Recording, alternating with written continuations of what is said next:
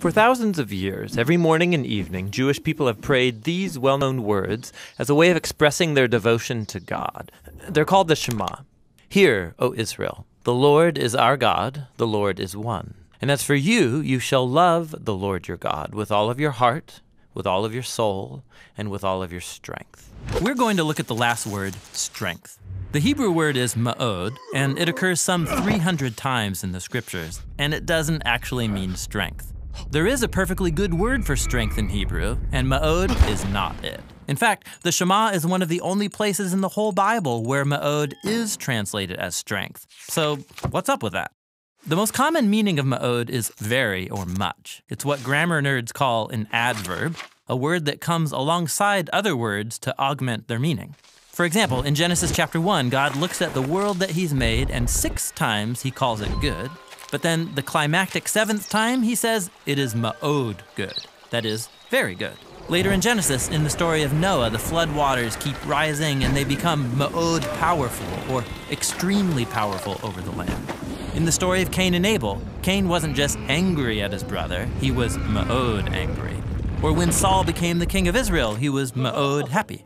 So you can see why ma'od occurs hundreds of times in the Bible. It's a really common Hebrew word that intensifies the meaning of other words. Very this, or really that. However, biblical authors could use ma'od in ways that are unique. Like when they want to increase a word's force to total capacity, they'll say ma'od twice.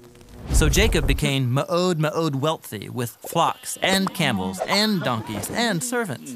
Or the Israelite spies went to investigate the promised land and they say, the land we pass through is ma'od good.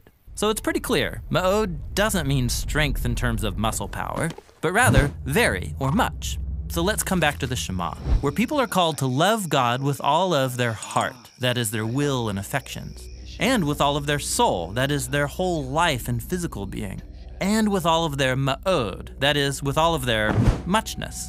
And while that sounds kind of funny, you also kind of get it. If ma'od can intensify any word's meaning to total capacity, then this final thing that you use to love God isn't a thing at all. It's actually everything. Loving God with your ma'od means devoting every possibility, opportunity, and capacity that you have to honoring God and loving your neighbor as yourself. It's the most wide and expansive word in the Shema. Ma'od can refer to almost anything. Which raises one last and really fascinating point. Because this word was capable of many nuances of meaning, ancient Jewish communities interpreted ma'od in the Shema in different ways. So the ancient Jewish scholars who translated the Hebrew Bible into Greek, when they came to ma'od in the Shema, they translated it with the Greek word dunamis, that is, power or strength. This is the interpretation adopted by most modern translations.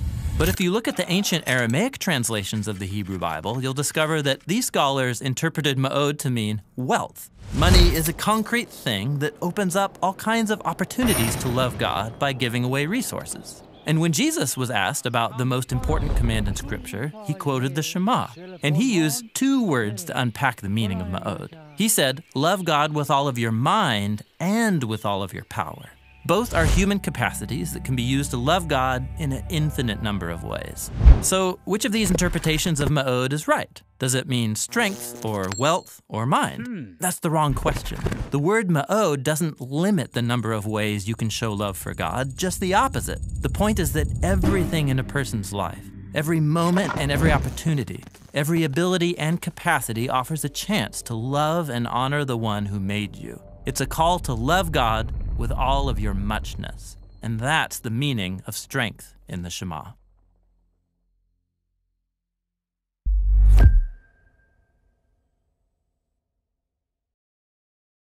Hey guys, thanks for watching this Bible Project Word Study video on strength. This is the last of a 6-part series exploring all the key words of the Shema prayer in Deuteronomy. That's awesome. It was such a great series. We had a lot of fun making it. We hope the videos were helpful for you. We're a crowd-funded animation studio. You can be a part of what we're doing. Find out more at thebibleproject.com.